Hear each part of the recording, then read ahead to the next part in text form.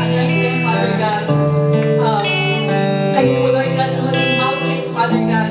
Lalo na po, Lord God, sa mensahe ipapadala po ninyo sa aming punihing pastor, Father God. Bigyan niyo po siya, Lord God, ng knowledge, wisdom, Father God, and understanding for all the messages, Lord God, na ipaparating. At ito din po, Lord God, sa aming mga makikinig, Lord God. Nawa ito ay hindi lamang dumaan, Lord God, sa aming mga